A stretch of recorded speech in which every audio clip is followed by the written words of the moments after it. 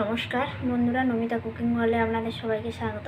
আজ আমি আপনাদের কাছে শেয়ার করতে চলেছি লাউ খোসার ভাজা। এই দেখুন, অনেক লাউ খোসা বেরিয়েছে। একদিন রান্না করছিলাম, তাই লাউ খোসাগুলোকে রেখে দিয়েছি। লাউ খোসা খাওয়া তো খুব ভালো, তাই খোসাটাকে আজকে ভাজা বানিয়ে দেখাবো। এই যে খোসাগুলো নিয়েছি, এটাকে ছোট ছোট করে কেটে নেব। এই দেখুন, এইভাবে ছোট ছোট করে সব খোসাটাকে কেটে নেব।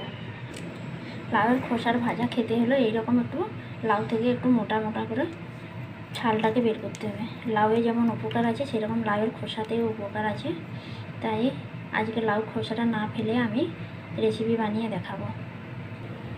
এখানে দেখুন, আমার সব লাউ খোসাটা কাটা হয়ে গেছে। লাউয়ের খোসাটাকে ভালো করে ধুয়ে নেব। ভালো করে ধুয়ে নিয়েছি, এবার সেদ্ধ করতে দিয়ে দেবো। দেখুন, এইদিকে কড়াই বসিয়ে দিয়েছি। কড়াইতে অল্প একটু জল দিয়ে ওখানে লাউয়ের খোসাটাকে হালকা করে সেদ্ধ করে নেব।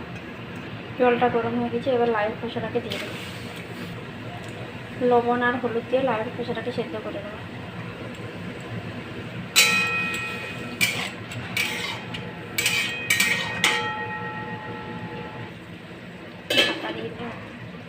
লাউয়ের খোসাটা সেদ্ধ হতে হতে আমি ওইদিকে খোসাটা ভাজার জন্য পেঁয়াজ রসুন রেডি করে নেব। ওইদিকে লাউয়ের খোসাটা সেদ্ধ হতে হতে আমি এইখানে পেঁয়াজ আর রসুনটা কেটে নিয়েছি। রসুনটাকে থেতো করে নেব। রসুনটাকে হালকা থেতো করে নিয়েছি। এদিকে দেখুন, আমার মশলাটা রেডি হয়ে গেছে। এদিকে দেখি লাউয়ের খোসাটা সেদ্ধ হলো নাকি।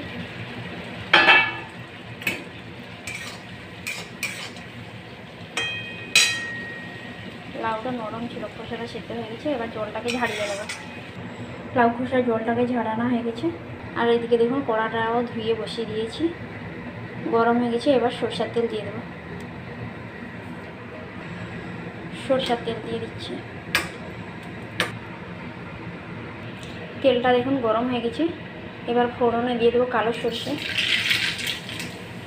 শুকনো লঙ্কা, কুচনো পেঁয়াজ। পেঁয়াজটাকে ভেজে নেবো ভালো করে। পেঁয়াজটাকে একটু বাদামি কালার করে ভেজে নেব। দেখুন, পেঁয়াজটা বাদামি কালার হয়ে গেছে। এবার থেতো করে রাখা রসুনটাকে দিয়ে দেবো। থেতো করে রাখা রসুনটাকে দিয়ে দেবো। রসুনটাকে একটু ভালো করে ভেজে নেব। রসুনটা ভালো করে ভাজা হয়ে গেছে।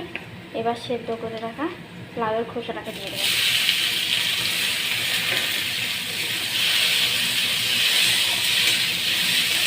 খোসাটা দিয়ে একটু ভালো করে ভেজে নেব।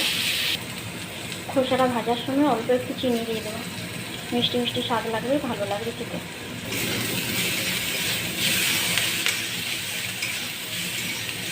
আপনারা চাইলে নাও মিষ্টি দিতে পারেন। আমি একটু স্বাদ আসার জন্য অল্প একটু চিনি দিয়ে দিয়েছি। দেখুন, চিনিটাও গলে গেছে আর খোসাটাও ভাজা হয়ে আসছে। আর অল্প একটু হলেই হয়ে যাবে খোসাটা ভাজা। লাউতেও যেমন উপকার আছে, সেরকম খোসাতেও প্রচুর উপকার আছে। তাই আজকে খোসাটাকে না ফেলে আমি আজকে ভাজা বানিয়ে দেখাচ্ছি। আর বেশি ভাজবো না, খোসাটা কিন্তু ভাজা হয়ে গেছে। এরপরে নামিয়ে নেব। দেখুন, আমার লাউ খোসাটা ভাজাটা কিন্তু হয়ে গেছে। খেলে বাড়িতে বানিয়ে খান, দেখবেন খেতে খুব ভালো লাগবে গরম ভাতের সঙ্গে। আর যদি ভিডিওটি ভালো লেগে থাকে, অবশ্যই পাশে থেকে লাইক কমেন্ট শেয়ার করতে থাকুন। আর এইরকম নিত্য নতুন রেসিপি দেখতে থাকুন। নমস্কার।